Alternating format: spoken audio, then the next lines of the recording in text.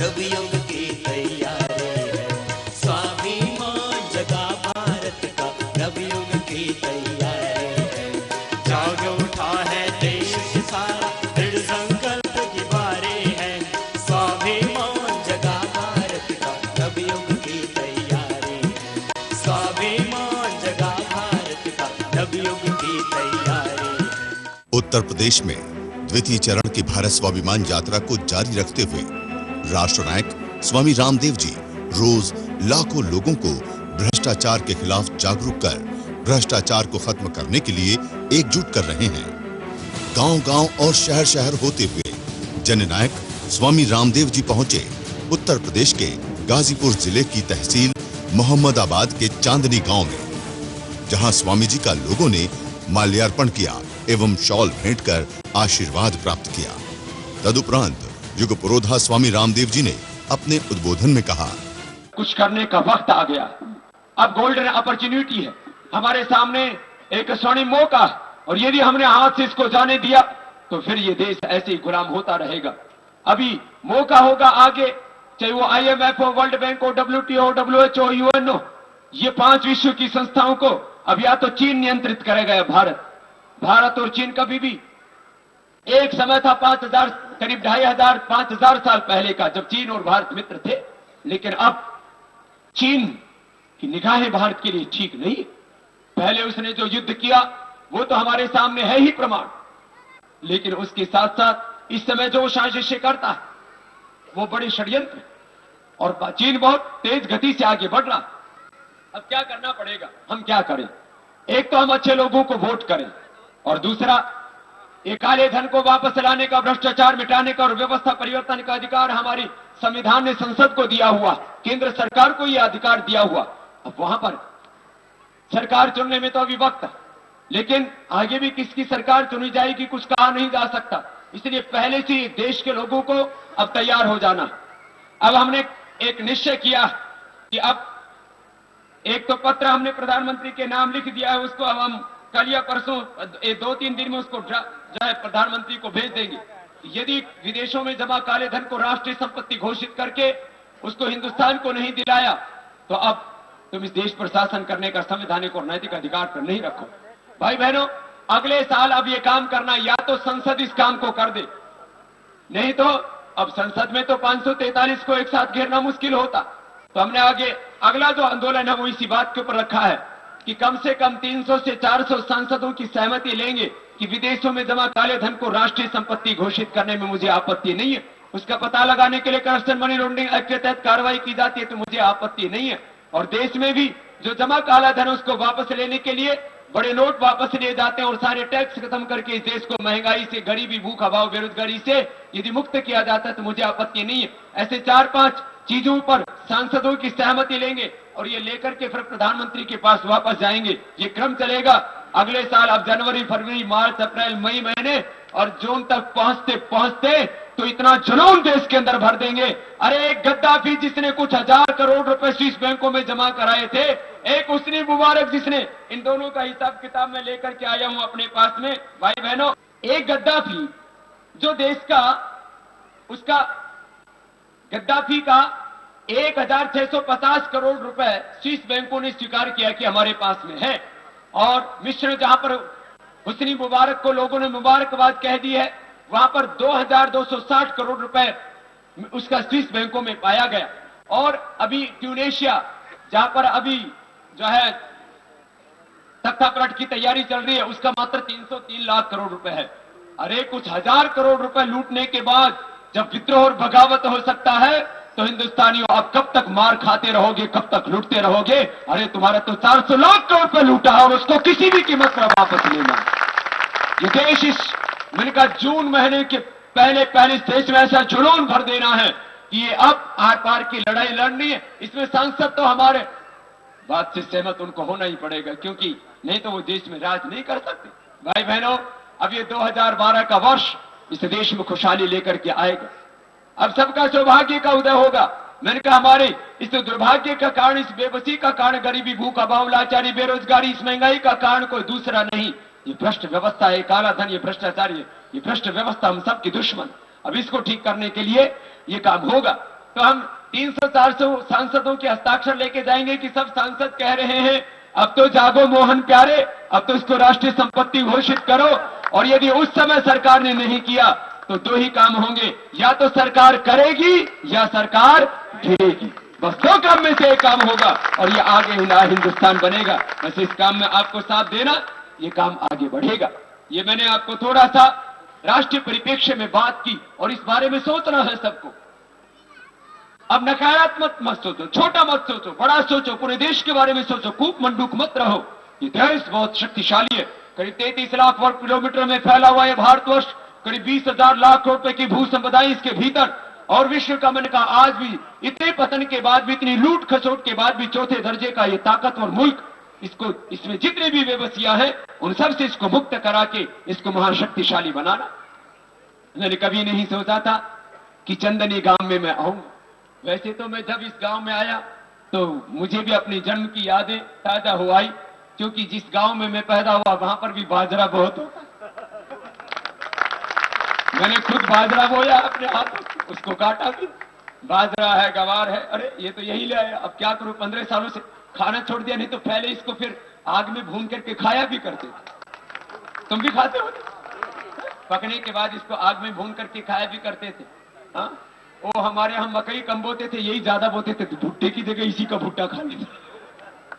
तो ये गांव की याद ताजी हो आई। ऐसे ही गांव में एक तालाब था, वहां पर ऐसे ही पीपल के, नीम के और ये सब पेड़ हुआ करते थे। और आज एक गांव तो इधर ही बसा हुआ है, कुछ पीछे भी है। कितना बड़ा गांव है। चंदनी गांव के बाहर से कितने आए हुए? चंदनी गांव के बाहर से भी। चलो भाई चंदनी वालों, इनका मेहमानों का स्वागत भी कर दो। बाहर से भी बहुत आएंगे। और ये तो पास में 2 सभाएं रख दी। अभी मैं मोहम्मदाबाद होकर के आया, वहां पर भी ऐसे ही करीब 10,000 लोग होंगे, पूरा हाउस फुल पैक। नेताओं को तो भीड़ लाने के लिए गाड़ियां बास लगानी पड़ती हैं, पूड़ी खिलानी पड़ती हैं। यहां लोग अपने आप चल के आए हैं। ये आस्था का, विश्वास का ये जुनून है, देशभक्ति का, जो आपको यहां तक लेकर के आया। मैं आपका अभिनंदन करता हूं। अब हिंदुस्तान में एक बहुत बड़ा परिवर्तन सन्निकट। जब गाजीपुर का प्रोग्राम बना तो भाई श्रीकांत राय जी, जिन्होंने अपना पूरा जीवन अब पतंजलि योगपीठ के लिए समर्पित कर दिया, ये चाहते तो करोड़ों रुपए साल के कमा सकते थे, लेकिन कहा बाबा जी अब मेरा एक एक सांस पतंजलि योगपीठ के लिए अर्पित है। भाई श्रीकांत राय जी के लिए एक बार सबकी ओर से बहुत बहुत शुभकामनाएं हैं। आज उन्हीं की वजह से इस गांव में आना हुआ, नहीं तो मैं तो चंदनी गांव का नाम भी नहीं जानता था। हा? तो एक बार भाई श्रीकांत जी के लिए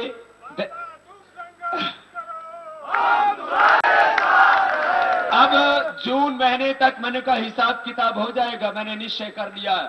भाई बहनों, अब इस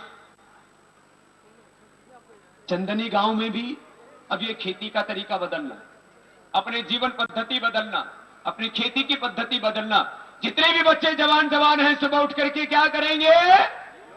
योगाभ्यास करेंगे, दौड़ लगाएंगे, कुश्ती कबड्डी कुछ खेलते थे होंगे। कबड्डी आती है? कबड्डी तो हम भी खेलते हैं, खेला करते थे बचपन में। मैंने कबड्डी पंजाब में जाके खेला, देखे। तो भाई बहनों, जितने भी जवान बच्चे हैं, कबड्डी खेला करो, कुश्ती किया करो, दौड़ लगाया करो, तो फिर बच्चा कभी भी बीड़ी सिगरेट शराब नशे की और नहीं जाएगा, बिगड़ेगा नहीं। नहीं तो पड़ा पड़ा बीड़ी पीता रहेगा, दारू पीता रहेगा, थोड़े दिन में मर जाएगा। नहीं तो जवान बच्चे सुबह सुबह दौड़ लगाते हुए दिखने चाहिए, शाम को एक्सरसाइज करते हुए, जो भी फुटबॉल, वॉलीबॉल, कबड्डी, जो भी तुम्हें खेलना है खेलो। हाँ, ये भाई बहनों, ऐसा सुबह सुबह सब योगाभ्यास करें, जीवन पद्धति बदलना, कृषि पद्धति बदलना, इस गांव को भी बात आगे लेकर के जाना। अब मुझे बुला लिया है गांव में, तब गांव तो खास होना चाहिए ना। तो बोलो, इस चंदनी गांव को अच्छा बनाना है या ऐसे ही रहने देना है? तो पहला काम तो ये कर लो कि आज मैंने बोला था ना, जीवन में बीमारी और बुराई, बोलो जोर से तो बोलो, नहीं रखनी है। तो योगाभ्यास तो करना, तो रोग बीमारी तो दूर हो जाएगी। और बुराई आज बाबा जी की झोली में डाल दो। जो भी बीड़ी सिगरेट शराब गुटखा नशा, सब बाबा जी को अर्पित।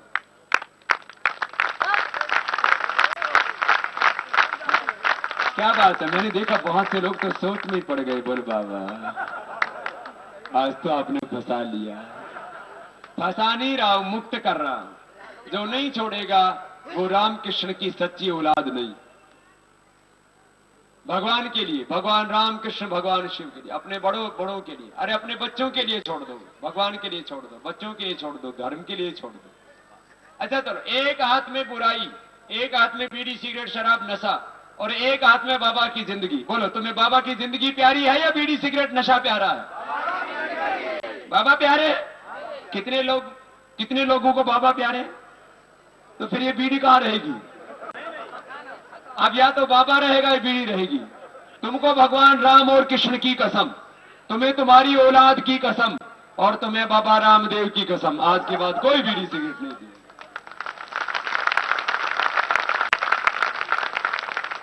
मेरे बाबा, आप तो दुनिया का उपकार करने के लिए आए हो, आप अपनी कसम ना खिलाओ। कसम खाने से मर जाता है। अब देख लो, मैंने अपनी कसम खिला दी है, तो बोलो छोड़ोगे कि नहीं? तो चलो सभी हाथ ऊपर करके, खाली चंदनी वाले के सभी लोग साथ ऊपर करके संकल्प लेंगे। जो छोड़े हुए कोई बात नहीं, जिन्होंने पिया ही नहीं वो भी कोई बात नहीं, नहीं तो लोग पिला देते हैं, खिला देते हैं कुछ ना कुछ। हाथ ऊंचा रखो, संकल्प लेंगे, आज के बाद कोई भी नशा। बोले भारत माता की। आज तक पी के देख लिया, उसमें क्या निकला? एक बोला बाबा छोड़ तो दो, सुबह सुबह प्रेशर नहीं बनता। अरे भाई, कोई बीड़ी जो ऊपर से पियो, कोई नीचे से धुआं थोड़ी निकलता है जो प्रेशर बनता है। और ये गाय भैंस 5 किलो का गोबर करे, कोई बीड़ी पी के प्रेशर बना हुआ है। वो कब पी के बना? प्रेशर बनता है पानी से। पानी पिया करो, उससे प्रेशर बनेगा। कुछ जो है प्रेशर लेटरिन का बनेगा, कुछ पेशाब का बनेगा, दोनों रास्ते साफ हो जाएंगे। ये सब गलत आदत छोड़ो। तो जो भी भूल से, जो भी किसी भी कारण से जो पूरी बुरी आदत आ गई थी, उसको भुला देना। अंतिम 2-4 बातें कह करके घर में बड़े बुजुर्गों की इज्जत करना। सब मेरे साथ बोलेंगे, मातृदेवो भव, पितृदेवो भव, आचार्य देवो भव, अतिथि देवो भव, राष्ट्र देवो भव। माता पिता ना होते तो धरती पर हमारा जन्म। माता पिता ने भूखे रह करके हमें खिलाया, अनपढ़ रह करके हमें पढ़ाया, और अंगुलियों पकड़ करके हमको चलना। और यदि माँ बाप बोलना ना सिखाते तो गूंगे ही रह जाते। भाई बहनों, माँ बाप का बहुत बड़ा एहसान है सुबह उठ करके माता पिता को प्रणाम करना। जिनके माता पिता ना भी हो तो उनको हृदय से प्रणाम किया करो, भावनात्मक प्रणाम किया करो, उनकी सूक्ष्म उपस्थिति अनुभव किया करो। माता पिता बड़ों की इज्जत करना। देखो, जिंदगी में आगे वही बढ़ता है। आपको कुदरती इलाज में बताता हूं, योगाभ्यास से, जड़ी बूटियों से, और कुदरती आपको खेती का तरीका भी बताया। कुदरत की कृपा, जिसके ऊपर माता पिता बड़ों की, भगवान की कृपा होती है, वही जिंदगी में आगे बढ़ पाता है। जिसको माँ बाप का आशीर्वाद नहीं मिलता और गुरु की, भगवान की जिस पर कृपा नहीं होती, वो जिंदगी में कभी तरक्की नहीं कर। इसलिए कुदरत की कृपा वो माँ बाप के रूप में हमें मिलती है, गुरु के रूप में हमें मिलती है। और भाई, कुदरत की कृपा से ही सब कुछ चल रहा है। वही सबको चलाने वाला, वही सबको बनाने वाला, वही सबको पैदा करने वाला, वही सबको मिटाने वाला। और उससे बड़ी कोई शक्ति नहीं है दुनिया में। ये सोने, ये चांदी, ये धरती, ये जमीन, ये आसमान, ये हीरे, ये मोती, सब किसी ने बनाए? भगवान। इसलिए जिसने भगवान को पा लिया उसको सब कुछ मिल जाता है। जिसने भगवान को जान लिया वो सब कुछ जान लेता है। और जो भगवान का हो जाता है वो सारी दुनिया जहान का हो जाता है। इसलिए भगवान की भक्ति, भगवान की भक्ति, कृतज्ञता का भाव। हे मालिक, तू ही सोचने समझने की शक्ति देने वाला, देखने की, सुनने की, बोलने की ताकत देने वाला, हाथों में काम करने की, पैरों में चलने की ताकत देने वाला तो हे विधाता पिता परमेश्वर, तू ही। तेरी बहुत कृपा है, तेरी बहुत मेहरबानी है प्रभु, तुम बहुत अनुग्रह कीनो। भगवान के प्रति कृतज्ञता का भाव रखना, बड़ों के प्रति कृतज्ञता का भाव रखना, जीवन में मेहनत करना। हम छोटे थे तब एक स्कूल में प्रार्थना बोला करते थे, दया कर दान भक्ति का हमें परमात्मा देना, दया करना हमारी आत्मा में शुद्धता देना। गाओ, हाँ, सबका ही संकल्प है ये, खाली बाबा का ही थोड़ा। बहा दो प्रेम की गंगा, दिलों में प्यार का सागर। बहा दो प्रेम की गंगा, दिलों में प्यार का सागर। हमें आपस में मिलजुल कर कभो रहना सिखा देना। हमें आपस में मिलजुल कर कभो रहना सिखा देना।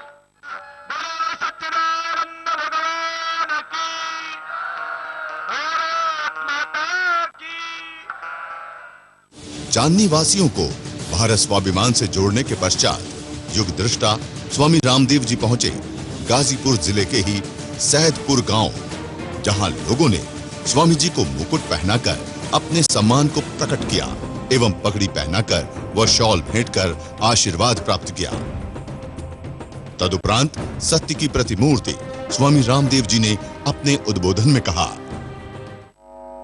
आज दोपहर की इस चिलचिलाती धूप में जब आपके सिर के ऊपर से सूरज गुजर रहा है और मेरी आंखों के सामने इस सूरज की तेज धूप को मैं खुद अनुभव कर रहा हूं, इस भरी दोपहर में आप इतनी बड़ी संख्या में बहुत ऊंची श्रद्धा और विश्वास लेके आए हैं। आप सबका हृदय से बहुत बहुत वंदन, आप सबको बहुत बहुत प्रणाम।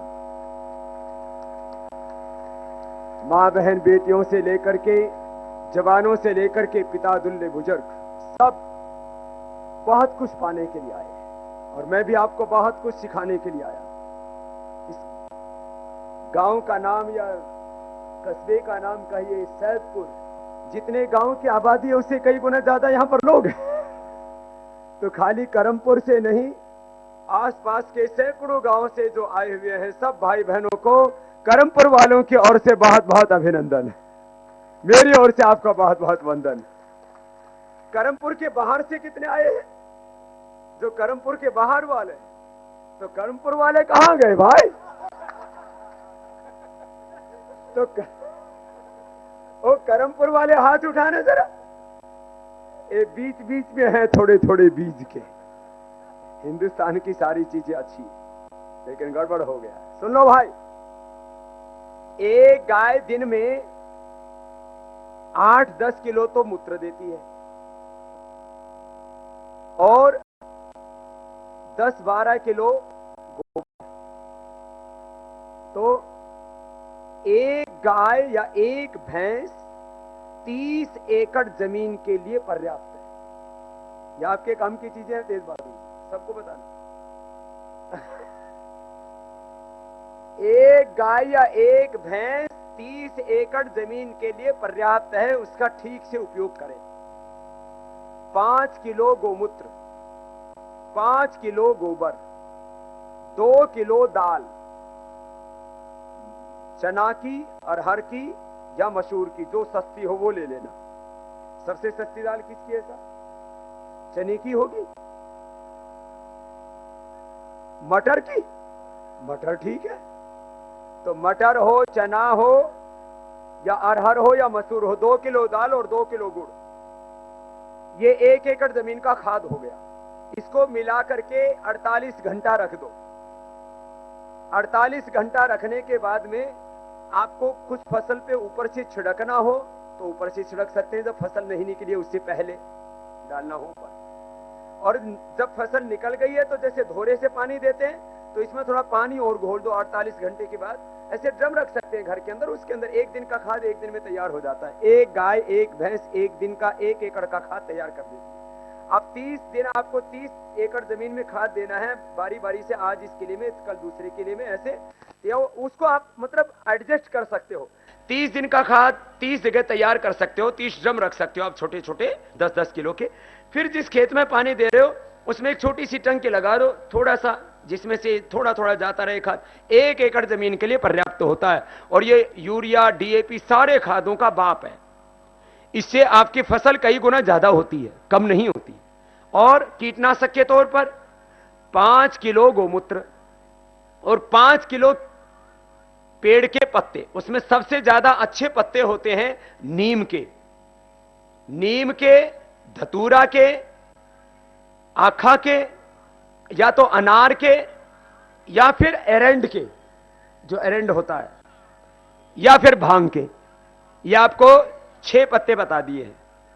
नीम, धतूरा, आखा, भांग, अनार या एरेंड। इनमें से किसी भी पेड़ के ले लो 5 किलो पत्ते, और उसको जैसे घरों में उखड़ मुसर होता है कूट लो। 5 किलो पत्ते, 5 किलो गोमूत्र, 1 किलो लहसुन और 3 किलो हरी मिर्च जो तेज वाली, उसको कूट करके इसको 2-3 उबाल दे लो एक बार पानी पर रख करके, कूट करके सारी चीजों को उबाल दे करके, और फिर इसको 1-2 दिन के बाद इसको छान करके रख लीजिए। 1 किलो में 10 किलो पानी मिला दो, अर्थात कुल ये सारी चीज मिल जाएगी तो इसमें करीब 100 लीटर पानी मिला दो। इसको किसी भी फसल पे छिड़क दो, किसी भी फसल पे, किसी में 2, किसी में 3 बार, अधिकतम किसी पर 4 बार छिड़का जाता है। यह आपके लिए तैयार हो गया। आजकल एक और करते हैं, जैबरेलक एसिड, बाजार में तो 25-30 हजार रुपए लीटर आता है। फसलों को अच्छा कलर देने के लिए, उनकी इल्ड, फसल बढ़ाने के लिए इसका प्रयोग किया जाता है। यह बहुत महंगा होता है, आम किसान तो इसका प्रयोग नहीं कर पाता है। यह गोबर से तैयार हो जाता है, जो सूखा हुआ गोबर होता है, कंडे बोलते हैं हम उसको, घरों में भी तैयार कर लेते हैं, या ऐसे गोबर सूखा हुआ कंडा। तो ये 5 किलो जो सूखा हुआ गोबर जो 6 महीने 1 साल पुराना हो, उसके अंदर 15 लीटर पानी डाल करके, और इसको 2 दिन तक इसको छाया में रख दें और इसको हिला दें, और फिर रख दें उसको, ऐसे 10 दिन तक रखा रहने दें, यह तैयार हो जाता है। खैर, किसी की फसल ऐसी होती है जिसमें तेल वाला एक कीट लग जाता है, उसको तेला बोलते हैं, उसमें दूध का छिड़काव कर दें, करीब 4 लीटर दूध का। और एक फंगस लग जाती है फसल के अंदर, उसमें छाछ का छिड़काव किया जाता है। 10-15 दिन पुरानी छाछ हो तो और अच्छी होती है, फंगस पूरी तरह खत्म हो जाती है। मैंने आपको खेती के बारे में इसलिए बताया, खाद और कीटनाशक, ये 2 चीज ठीक हो जाएं तो अपने खेत बंजर होने से बच जाएंगे और हमारे पेट बीमारियों से बच जाएंगे। बहुत खराब हालत कर रहे हैं। अपने पुरखों ने करीब 2 अरब वर्षों से इस धरती को सुरक्षित रखा है। 1 अरब 96 करोड़ 8,53,112 वर्ष हो गए इस धरती को बने हुए, तब से धरती सुरक्षित रही। पिछले 25-50 वर्षों में इस धरती को हमने जहरीला बना दिया। जो हम खेतों के अंदर फर्टिलाइजर, पेस्टिसाइड्स और कीटनाशक डालते हैं, वो करीब 40-50% तो फसल के रूप में हमारे शरीर में आ जाता है, बाकी वो जमीन में घुल करके, जमीन को, हवा में उड़ के हवा को और पानी में मिलकर के पानी को गंदा कर देता है। इससे बचाना बहुत जरूरी है, और इसी से हो रही है विकलांगता, इसी से हो रहा है कैंसर, इसी से हो रही है। जन्मस्थली मैदान, राजापुर, चित्रकूट। मैं कह रहा था, आहार शुद्ध रखो, आहार शुद्ध नहीं रहा, और विचार शुद्ध रखो। सारी दुनिया भर की गंदगी हमारे दिमाग में आकर के घुस जाती है। अपने दिमाग को पॉजिटिव मोड पर सेट रखा करो। बहुत बड़ा सूत्र है जीवन का, याद रख के जाना इसको भी। फसल के तो 2 सूत्र दे, खाद और कीटनाशक के। जैसे सोच से वैसे केमिकल सोर्स, हार्मोन्स आपके अंदर बनते हैं। जैसे आपकी सोच, जैसे आपके विचार होते, वैसे आपका स्वभाव, वैसे आपका व्यवहार, वैसे आपका जीवन होता है। हम शाकाहारी या मांसाहारी हमारे विचारों पर निर्भर करता है। हम कातिल हैं, हम जाहिल हैं, हम गुंडे हैं, हम बदमाश हैं, हम शरीफ हैं, हम साधु हैं, फकीर हैं, हम अच्छे हैं या बुरे हैं, बेईमान हैं या ईमानदार हैं, इसके कारण क्या है? हमारे विचार। हम जो कुछ हैं किसके कारण से हैं? बोलो, अपने विचारों से। विचारों की सजगता नहीं रही, जागरूकता नहीं रही। विचार और संस्कार हमारे परिवारों में बहुत जरूरी है। भाई बहनों, अब मैं आपसे वापस आता हूं। ये कुछ घरेलू बातें बताया। कुदरती खाद, कुदरती कीटनाशक और कुदरती ये जो जीवन है हमारा। देखो, पहले कुदरती उपचार ही क्या करते थे। 250 साल पहले तो एलोपैथी की दवाइयां थी नहीं, तो क्या 250 साल पहले लोग बीमार नहीं होते थे? बीमार होते थे। तो उपचार, इलाज कैसे करते थे? प्रकृति से। इस प्रकृति में जैसे 3 जड़ी बूटियां तो हर घर में लगा के रखो। इसको बोलते हैं गिलोय, इसको बोलते हैं घृत कुमारी, एलोवेरा। ये एक लगा दो, इसमें फिर बच्चे ही हो जाते हैं अनगिनत। एक में फिर 10, 20, 50 निकलते हैं इसमें धीरे धीरे। ये एलोवेरा जोड़ों के दर्द, ये चमड़ी की बीमारी, हवारी के लिए, कमजोरी के, एसिडिटी के लिए, शुगर की बीमारी के, इससे बेहतर कुछ भी नहीं है। निकाल के पियो। हल्दी मेथी सूंड जोड़ों की अच्छी चीज है, लेकिन इससे बढ़िया तो कुछ भी नहीं है। जो एलोवेरा रोज 4-5 चम्मच जूस पी लेंगे, 100 साल तक उनके गोड्डे नहीं दुखेंगे। सुन लो मैया, और आप भी सुन लो भैया। गोडों में कितनों को दर्द रहता है? जरा हाथ उठाना, मुझे पता तो लगे। जिनको गोडों में, कमर में और भी शरीर में दर्द है, हाथ उठाइए। तो ये सब एलोवेरा के ग्राहक हैं। घर में रखो, घर में लगाओ और रोज 4 चम्मच पी लो सुबह शाम। एकदम फर्स्ट क्लास हो जाएगी। इससे पेट भी अच्छा हो जाएगा, एसिडिटी की, गैस की बीमारी नहीं होगी, शुगर की बीमारी नहीं होगी। इससे महामारी ठीक होगी, पुरुषों को धातु रोग नहीं होगा। इससे कितने फायदे, एक एलोवेरा के कितने फायदे। माताओं बहनों को पहले जो महामारी में दिखाती है, मंथली में प्रॉब्लम आती है, ओवर ब्लीडिंग की प्रॉब्लम आती है, इनको लिकोरिया की प्रॉब्लम होती है, इनको धातु रोग अलग अलग प्रकार के होते हैं। शीशम के पत्ते भी काम करते हैं, जो आपके अड़ोस पड़ोस में बहुत होती है, और ये एलोवेरा। और माताओं बहनों को जब पीरियड बंद होने का टाइम आता है, उस समय मेनोपॉज की प्रॉब्लम होती है। उस समय क्या होता है? उस समय चमड़ी खिंचने लगती है, उस समय मन में खराब खराब विचार आने लगते हैं और डिप्रेशन जैसा हो जाता है, हार्मोन्स का इंबैलेंस हो जाता है। प्राणायाम करते रहना, एलोवेरा का जूस पीना, आपको मेनोपॉज की प्रॉब्लम नहीं होगी। अब ये रोज रोज पियो एलोवेरा, घर में लगा के रखो। कोई चमड़ी की बीमारी नहीं, पेट की बीमारी नहीं, अर्थराइटिस की बीमारी नहीं, कमजोरी नहीं, कितना इसके। और कभी आपको डेंगू नहीं होगा, कभी आपको बुखार नहीं होगा। हाँ, और ये गिलोय, अमृता, गिलोय का सेवन करने वाला कभी बीमारी से नहीं मरता। गुर्च बोलते हैं, गुर्च है, गुड़ूची है, गिलोय है, तिपति है, कई नाम है इसको, गौ है, गुड़वेल, अमृत बल्ली है, कई नामों से इसको लोग जानते हैं। ये गिलोय, गुर्च बड़ी जबरदस्त। और तुलसी, तुलसी और ये गिलोय, गुर्च और एलोवेरा तो हर घर में लगा लो और रोज 5-7 पत्ते तुलसी के खा लो। ना कभी जिंदगी में कैंसर होगा, ना कभी जिंदगी में टीबी की बीमारी होगी, ना कभी बैक्टीरिया वाले इन्फेक्शन होगा, और गिलोय खाते रहोगे तो कभी बुखार भी नहीं होगा। इम्यून सिस्टम मजबूत हो जाएगा। किसी किसी को बार बार सर्दी जुकाम बुखार बार बार बीमार पड़ जाते हैं, इस तरफ आप शरीर प्रतिरोधक क्षमता का इम्यून सिस्टम वीक है, वो इन चीजों से अच्छा हो जाएगा। ये जो मैं आपको प्रयोग बता रहा हूं, ये लाखों लोगों पर आजमाए हुए प्रयोग है। भाई बहनों, अब अगली बात आपसे कहता हूं, घरेलू उपचारों के बारे में कुछ बातें मैं हमेशा बताता हूं। तो जोड़ों के दर्द के लिए अभी हल्दी मेथी सूंठ का और प्रयोग कर सकते हो। जिनको दमा कफ ज्यादा हो, वो भस्त्रिका के साथ साथ दूध में थोड़ा हल्दी मिलाकर के शिलाजीत ले सकते हैं। हल्दी तो सभी को मिल जाती है। या घर में और ही प्रयोग करना है तो 5 बादाम 5 काली मिर्च ऐसे चबा के खा लो।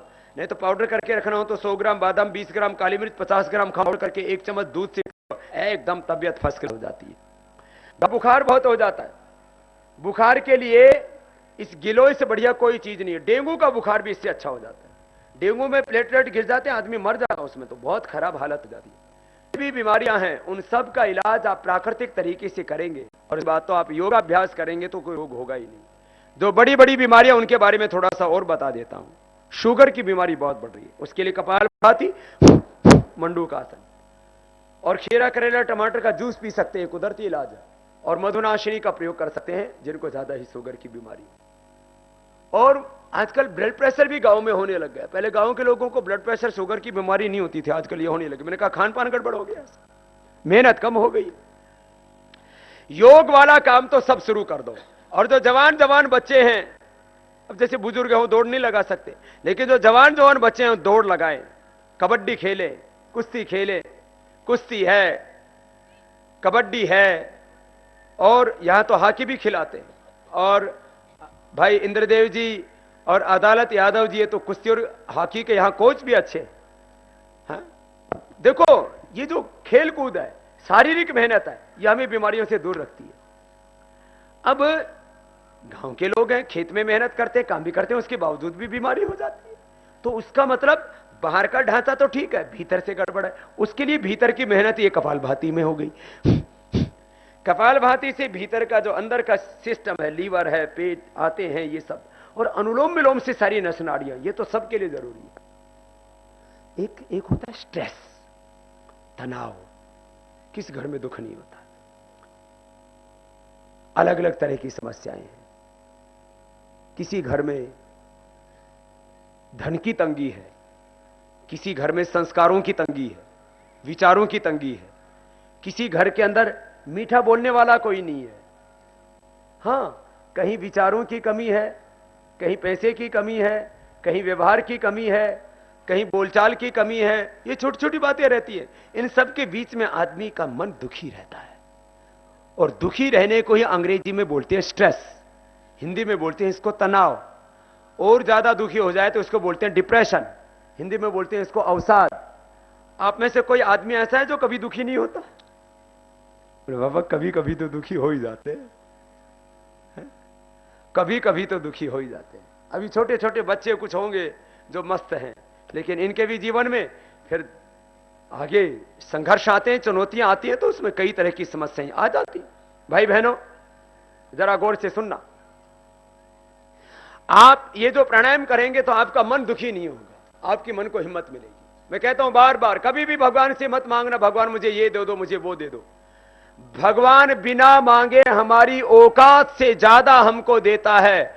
भगवान भिखारियों को नहीं, बस अधिकारियों को देता है। अपने भीतर पात्रता पैदा कीजिए, भगवान तो बाट दो रहे तुम्हें अपना सब कुछ देने के। जैसे बाप की संपत्ति का उत्तराधिकार बेटे को होता है, ऐसे ही वो भगवान, वो मालिक, वो हम सबका बाप है, हम सबकी मां है, वो सबका पिता है। उसकी सारी संपत्ति, सारा ऐश्वर्य, सारा साम्राज्य उनके लिए खुला हुआ है, बस जिनके जीवन में पात्रता है। तो मैं बात कह रहा था, भगवान से कभी मत मांगना कि मुझे ये दे दो, मुझे वो दे दो। भगवान से ही की बात मांगना, भगवान कितना ही दुख दे दो, कितनी विपत्ति दे दो, जो भी तुम्हें मंजूर है, जो तेरी व्यवस्था है प्रभु, उसमें हम कोई हस्तक्षेप नहीं करते। जो तेरा विधान है प्रभु, जो तेरा संविधान है प्रभु, तेरी न्याय व्यवस्था, उसमें हम कोई हस्तक्षेप नहीं करते। बस दुख दो तो दुख सहने की शक्ति दे दो। भाई बहनों, आप प्राणायाम करोगे ना भस्त्रिका, कपालभाति, फिर अभ्यास के बाद ये भी हो जाएगा।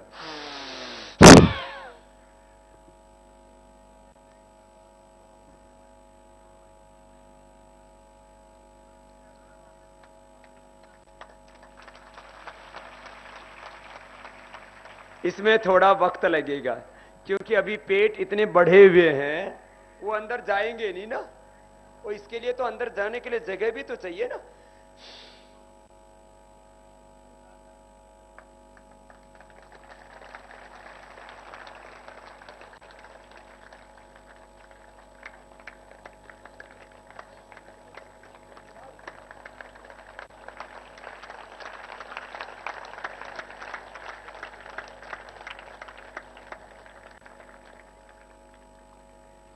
आप भी घुमाओगे? बोले बाबा पूरा ट्रैफिक जाम है। ये भस्त्रिका, ये कपालभाति, ये बाह्य प्राणायाम, अग्निसार, उज्जाई गले थायराइड के लिए, फिर अनुलोम विलोम नस नाड़ियों के लिए, मन के लिए, दिमाग को कंट्रोल करने के लिए, फिर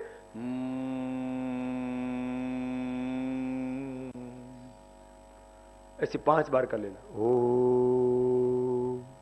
मन एकदम शांत हो जाएगा, तन अच्छा होगा, मन अच्छा होगा, विचार अच्छे होंगे, तन मन विचार अच्छे होंगे, वाणी व्यवहार स्वभाव अच्छा होगा। योग कर लोगे तो सुबह अच्छी होगी, पूरा दिन अच्छा होगा, पूरा जीवन अच्छा होगा। योग करने की आदत डालो, सारी बुरी आदतें बंद हो जाएंगी। योग कर लोगे तो बच्चे ठीक से पढ़ाई कर पाएंगे, अध्यापक ठीक से पढ़ा पाएंगे, किसान ठीक से खेती करेगा, जवान देश की रक्षा करेगा, बिजनेसमैन ईमानदारी से व्यापार करेगा, और सर्विसमैन ईमानदारी से सेवा करेगा। योग करने से एक बहुत बड़ा परिवर्तन व्यक्ति के जीवन में, समाज में आता है। ये बहुत बड़ी विद्या है, बहुत ऊंची विद्या है। भाई बहनों, ये प्राणायाम और ध्यान, ये तो हमारे जीवन का आधार है। हमारे सब महापुरुष योगी थे, और योग विद्या ये जीवन की सबसे ऊंची विद्या है। योग विद्या ब्रह्म विद्या, और योगी होना हमारे यहां पर सबसे बड़ी बात मानी जाती थी, सबसे बड़ी उपलब्धि मानी जाती थी। भगवान योगेश्वर श्री कृष्ण कहते, तपस्विभ्योधिको योगी जानिभ्योऽपि मतोधिक कर्मिभ्यश्यधिको योगी तस्मात् योगी भव अर्जुन। भगवान शिव, भगवान राम, भगवान कृष्ण आदि सब योगी थे। भाई बहनों, योगी थे। हमें योगी होना है। सुनो, अब योगी के बाद अगली बात बताता हूं। रोगों के बारे में हर दिन मैं आपको बहुत कुछ सिखाता हूं, बहुत कुछ समझाता हूं। अब योग एक बहुत बड़ी विद्या है। इसमें अष्टांग योग है, इसमें ज्ञान योग है, कर्म योग है, भक्ति योग है, इसमें क्रिया योग है, इसमें राज योग है, इसमें जो है बहुत तरह की, ये मैंने कहा ना, योग विद्या बहुत बड़ी विद्या है। बस इसमें आप प्राणायाम कर लेना, बाकी आपको सब कुछ सिद्ध हो जाएगा। आपको अष्टांग योग सिद्ध हो जाएगा, क्रिया योग सिद्ध हो जाएगा, आपको ज्ञान योग, कर्म योग, भक्ति योग सब कुछ सिद्ध हो जाएगा। आप प्राणायाम करो बस। जैसे बीज बोने से अपने आप ही पेड़ हो जाता है ना। जैसे एक बीज बो दिया बड़का पीपल का, उसमें फिर एक बीज में एक पेड़, फिर उस पेड़ में हजारों लाखों बीज, उससे फिर अनेक पेड़, तो एक श्रृंखला शुरू हो जाती है। तो ये बीजारोपण है धर्म का, योग का, अध्यात्म का, भक्ति का। ये बस एक योग, इसके मैंने कहा फायदे नहीं तो एक योग, इसको सब सीखना। शुरू में गांव के लोगों को ऐसा लगता था ये योग तो जो बड़े लोग हैं उनके करने की चीज है, कोई साधु संत ऋषि मुनि उनके करने की चीज है। नहीं मेरे भाई, योग सबके करने की चीज है। योग न करने के कारण से हमारे जीवन में रोग है। योग करेंगे तो रोग, योग न करने से हमारे जीवन में दुख है, तन के दुख, मन के दुख, ये सब निकल जाएगी। ये तो योग विद्या की बात हुई। भाई बहनों, दो चार बात देश के बारे में। हमको ऐसा लगता है कि हमारा देश तो ये तो ऐसे ही गरीब है। गरीबी हमको विरासत में नहीं मिली है, गरीबी हमारे कर्मों का फल नहीं है। बहुत से लोग तो ऐसे ही कहते रहते हैं, बाबा जी हमारी तो किस्मत ही खराब है, हमारे तो भाग्य ही खराब है, हमारे तो कर्म ही खोटे हैं, हमारे कर्म खोटे होते, हमारी किस्मत खराब होती, हमारे भाग्य खराब होते तो भगवान हमें मनुष्य का जन्म नहीं देता। हमें मनुष्य का जन्म मिला है, कीड़ा मकोड़ा, हाथी घोड़ा गधा, भगवान ने कुत्ता हमको नहीं बनाया है। हमने मनुष्य का जन्म पाया है, इसका मतलब हमारी किस्मत अच्छी है, हमारे भाग्य अच्छे हैं, हमारे कर्म अच्छे हैं। हमारे जीवन में जो गरीबी है, दुख है, दरिद्रता, अभाव है, विषमताएं हैं, इसके लिए कारण हमारे कर्म नहीं है, इसके लिए कारण हमारा प्रारब्ध, हमारा भाग्य नहीं है, इसके लिए कारण हमारी जाति और हमारा मजहब भी नहीं है, हमारे कास्ट एंड रिलीजन, हमारे डेस्टिनी, ये इसके लिए कारण नहीं है। हमारी इस गरीबी के लिए, भूख, अभाव, दरिद्रता, महंगाई, बेरोजगारी और तमाम आर्थिक विषमताओं के लिए कारण है भ्रष्टाचार, काला धन और भ्रष्ट व्यवस्थाएं। जिस दिन ये बदल जाएंगे, हिंदुस्तान के अंदर न गरीबी रहेगी, न भूख, न बेरोजगारी, न अशिक्षा। और मैं खाली आपको कोई सपना नहीं दिखा रहा हूं। हमारा कितना ताकतवर मुल्क है, 33 लाख वर्ग किलोमीटर की इसकी सीमाएं, करीब 20,000 लाख करोड़ रुपए की भू संपदाएं, दुनिया में 204 मुल्क हैं। मैं आपको अपने साथ इस संवाद में भागीदार करना चाहता हूं। आप अपना मूल्यांकन कम मत कीजिए, आपके अंदर भी बहुत शक्ति है। एक एक व्यक्ति में इतनी शक्ति है, वो चाहे तो पूरी दुनिया को बदल सकता है। इसलिए मैं हमेशा कहता हूं, आओ अपने आप को पहचानो, अपनी शक्ति को पहचानो। एक एक व्यक्ति में पूरे ब्रह्मांड को बदलने की शक्ति है। तुम में वही शक्ति है जो भगवान राम में, भगवान कृष्ण में, भगवान महावीर में, भगवान बुद्ध में, भगवान शिव में, गुरु नानक देव, गुरु गोविंद सिंह में थी। तुम में वही शक्ति है जो लाखों लाखों क्रांतिकारियों में थी। तुम में वही शक्ति है जो किसी दुनिया के नंबर 1 व्यक्ति में होती। इसलिए मैं बोलता हूं, हेल्थ की दृष्टि से भी नंबर 1 बनो, वेल्थ की दृष्टि से भी, कैरेक्टर वाइज भी। हमें जीवन में खुद भी प्रथम कोटि का इंसान बनना है और भारत को भी प्रथम कोटि का राष्ट्र बनाना है। हम अपनी शक्ति को समझें, हम अपनी भूमिका को समझें। धरती की शान तो है मनु की संतान, मनुष्य तू बड़ा महान है, तेरी आत्मा में स्वयं भगवान, तेरी नभ से भी ऊंची उड़ान, तेरी वाणी में युग का आह्वान। तो स्वयं इस धरती का भगवान है। हम अपनी पहचान नहीं है, दीन दुखी दरिद्र होकर के नकारात्मकता में, निराशा में, संशय भय भ्रम भ्रांति में जीते रहते। अपनी शक्ति को पहचाने। एक एक व्यक्ति में पूरे विश्व को नियंत्रित करने की शक्ति, और सबसे ज्यादा शक्ति हमारे दिमाग में है। तन से तो हम बहुत छोटे, हम हाथी जैसे विशालकाय नहीं, हम हिमालय जैसे ऊंचे नहीं, हम इस ब्रह्मांड जितने विशाल नहीं, लेकिन सारा ब्रह्मांड हमारे इस पिंड में ही है। सबसे बड़ी चीज हमें भगवान ने दिमाग दिया, उसका सही उपयोग करें। भाई बहनों, अपने देश में कितनी शक्ति। दुनिया में 204 देश हैं और दुनिया के 204 देशों की मैंने यह एक पूरी सूची बनाई। उन दुनिया के 204 देशों में कौन देश, कौन मुल्क कितना ताकतवर है, उसके लिए एक पूरा तुलनात्मक अध्ययन किया। दुनिया के 204 देशों में 4 देश सबसे शक्तिशाली हैं। आजकल पहले नंबर पर चल रहा है यूएस, दूसरे पर चीन, तीसरे पर जापान और चौथे नंबर पर भारत। दुनिया में जिसके पास पैसा होता है उसको सबसे बड़ा मानते हैं। ये गांव में भी है, ये शहरों में भी है, ये देश में भी है, ये विदेश में भी है। आज अमेरिका के पास में 732 लाख करोड़ रुपए की अर्थव्यवस्था है। ये कम ज्यादा हो सकता है कभी कभी। 700 लाख करोड़ रुपए से ज्यादा, एक राउंड फिगर बोल रहा हूं, 700 लाख करोड़ रुपए से ज्यादा की अर्थव्यवस्था है अमेरिका की। चीन की 500 लाख करोड़ रुपए से ज्यादा की बड़ी अर्थव्यवस्था है। 200 लाख करोड़ रुपए से ज्यादा की बड़ी अर्थव्यवस्था है जापान की, और 200 लाख करोड़ रुपए की अर्थव्यवस्था है भारत की। लेकिन इसमें और भी कई चीजें, कुछ देश कर्ज लेकर के उन्होंने अपने आप को बढ़ाया हुआ है। इसमें सबसे ज्यादा कर्जदार देश है अमेरिका। उसमें विदेशी पूंजी निवेश के नाम पर करीब 1100 लाख करोड़ रुपए उसके पास में फॉरेन इन्वेस्टमेंट के नाम पर है, और एफडीआई के नाम पर अलग है। फॉरेन इन्वेस्टमेंट के नाम पर उसके पास 21 ट्रिलियन डॉलर है। माने वो कभी भी वो देश अपना पैसा वहां से वापस ले सकते हैं, वो उस देश की असली ताकत नहीं है। उसके ऊपर करीब 1100 लाख करोड़ रुपए का कर्ज है, और उसमें जितनी उसकी जीडीपी उससे ज्यादा तो एक्सटर्नल कर्ज, विदेशी कर्ज है उसके ऊपर। और सबसे खतरनाक चीज यह है कि उस देश का ग्रोथ रेट बहुत कम है, उस देश की बचत बहुत कम है, उस देश का डेफिसिट बहुत ज्यादा है, बजटीय घाटा जिसको बोलते हैं।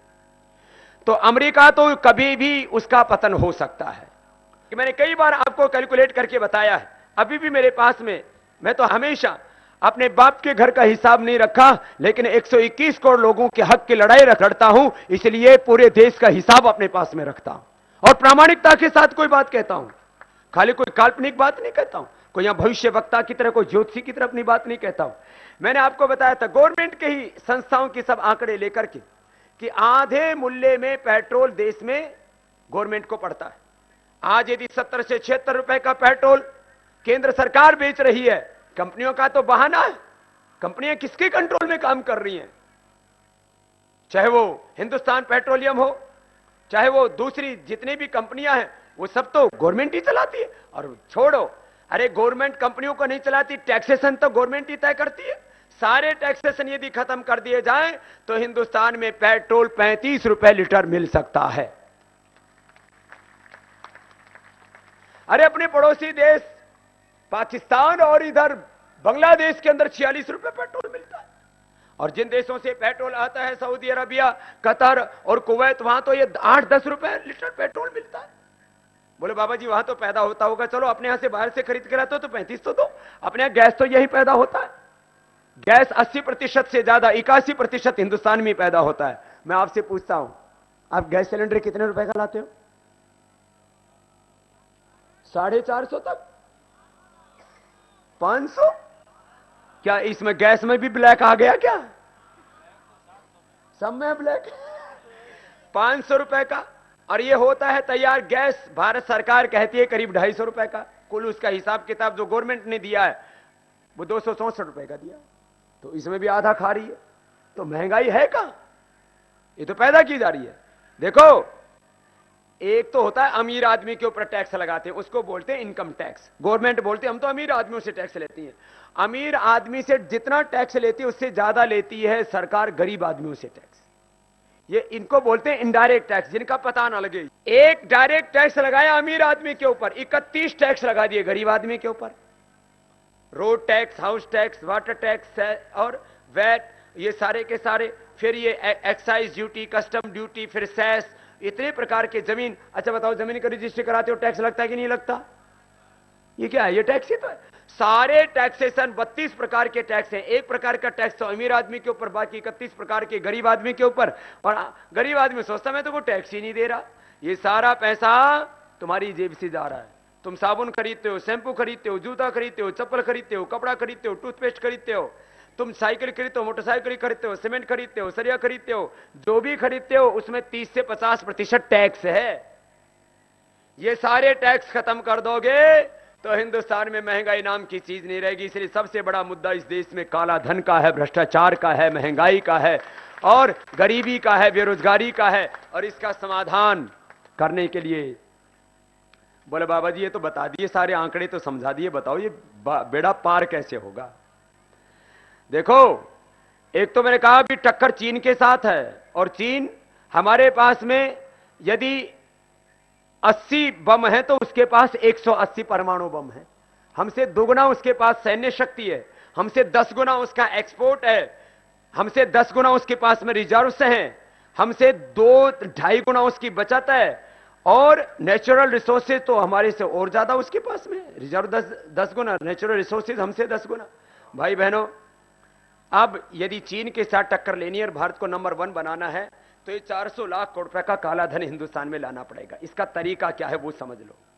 इसके लिए हमारी जो है इस लोकतांत्रिक शासन प्रणाली में संसद को यह अधिकार है, केंद्र सरकार को अधिकार है, वो चाहे तो विदेशों से ये काला धन ला सकती है और देश के अंदर भी काला धन जमा देश को दिला सकती है। मुझे बहुत अच्छा लगा, अभी 2-4 दिन पहले भाई अखिलेश ने एक टिप्पणी की कि यदि केंद्र सरकार अपने कर्मों से गिरती है तो सपा इसको बचाने का काम नहीं करेगी। इसके लिए भी हम उनको धन्यवाद देते हैं। भाई बहनों, एक बात आपको और कहना चाहता हूं, ये काला धन राष्ट्रीय संपत्ति कैसे घोषित होगा?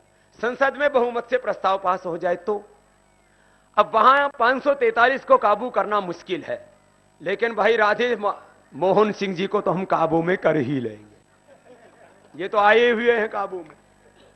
तो अब क्या करना है, ये अगला आंदोलन अब शुरू होगा जनवरी-फरवरी से। मार्च-अप्रैल महीने में पूरे देश में फिर जबरदस्त आंदोलन होगा और मई महीने में एक साथ पूरे देश में सभी सांसदों से काले धन को राष्ट्रीय संपत्ति घोषित करने पर सहमति लेंगे। संसद ना करे इस काम को, सांसदों से हम करवा लेंगे, मुझे पूरा भरोसा है। एक सांसद साहब तो हमारे पास ही बैठे हैं, सबसे पहला हस्ताक्षर इन्हीं का करवाऊंगा, क्योंकि इनका पैसा विदेश में है ही नहीं। स्विस बैंकों में जिसका पैसा नहीं है उसको क्या आपत्ति है? स्विस बैंक तो एक है, अब तो ये 204 देशों में कहीं पर भी हो सकता है। तो भाई हम एक प्रस्ताव लेकर के जाएंगे, वो प्रस्ताव मैंने तैयार कर लिया। मैं सुबह से शाम तक यही काम करता हूं और करता ही क्या हूं। तो ये एक प्रस्ताव हमने तैयार कर लिया। ये प्रस्ताव का बस अभी क्योंकि समय नहीं मिला था, सांसदों से एक सहमति पत्र ले रहे हैं। क्या कि विदेशों में जमा भारतीय नागरिकों के काले धन और अवैध संपत्ति को राष्ट्रीय संपत्ति घोषित करने में मुझे आपत्ति क्यों साहब? बोलो ना साहब।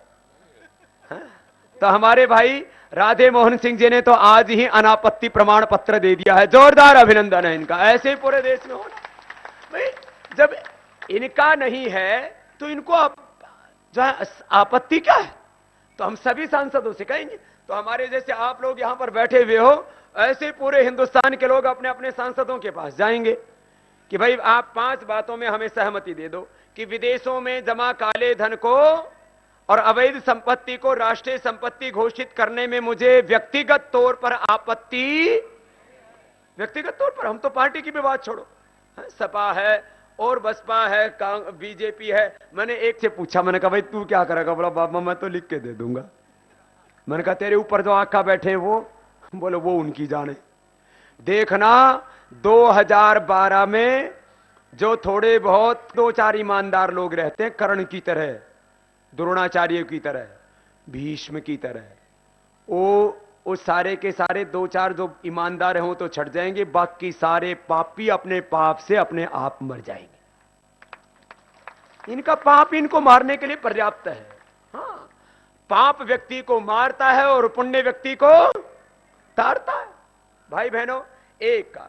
दूसरा काम, उसका पता लगाने और वापस लाने के लिए यदि corruption and money laundering act के तहत सरकार कोई कार्रवाई करती है तो मुझे आपत्ति नहीं है। तो करप्शन मनी लॉन्ड्रिंग एक्ट के तहत एफआईआर करके और जितने भी टॉप ब्यूरोक्रेट्स हैं, टॉप कॉर्पोरेट हैं, टॉप पॉलिटिशियन, उनके बारे में जब हिसाब मांगा जाएगा तो दूध का दूध पानी का पानी हो जाएगा। भी एक ही तो बात कहते हैं सब कि बोले बाहर से पैसा लाने में कानूनी दिक्कत है, ये कानूनी दिक्कत खत्म हो जाएगी। करप्शन मनी लॉन्ड्रिंग क्राइम को सारी दुनिया के सभी देश क्राइम मानते इक्वल, ये काम हो गया। और देश की आंतरिक अर्थव्यवस्था का काला धन बड़े नोट वापस लेने से और सिंगल ट्रांजैक्शन टैक्स सिस्टम लागू करने से खत्म हो जाता है। बस ये 2-3 छोटी छोटी बातें थी, मैंने सब आपको बताया। भाई बहनों, इस देश में पैसे की कमी नहीं है, लेकिन वो आर्थिक विषमता क्यों है? एक के पास 1 रुपए, दूसरे के पास 1000 लाख करोड़, 10,000 करोड़, 50,000 करोड़, 1,00,000 करोड़। यह आर्थिक विषमता है। अपने घर में रोटी की कमी नहीं है, लेकिन एक रोटी लेके बैठा 10 और एक और नहीं मिल रही, आधी। तो ये विभाजन ठीक नहीं हुआ। तो जिस दिन देश के अंदर यह आर्थिक विषमता का अंत होगा, उस दिन यह हिंदुस्तान तरक्की करेगा। ना कोई भूखा सोएगा, ना कोई अनपढ़ रहेगा, ना कोई गरीब रहेगा, ना कोई बेरोजगार रहेगा, महंगाई का नामो निशान नहीं रहेगा। यह है एक विजन इस देश के लिए। अच्छा, एक बात मैं कहता हूं सीधी सीधी, हम काले धन के बारे में बात करते हैं, हमने कभी किसी व्यक्ति का नाम नहीं लिया। हम काले धन के बारे में बात करते हैं, भ्रष्टाचार के बारे में बात करते हैं और व्यवस्था परिवर्तन की बात करते हैं। मैं एक बात कहता हूं, किसी भी पार्टी को आपत्ति नहीं होती, इसे एक को ही क्यों आपत्ति होती है? मैं आपसे पूछ रहा हूं भाई, आप सब ये तो सैकड़ों गांव के लोग यहां बैठे हो, जोर से तो बोलो।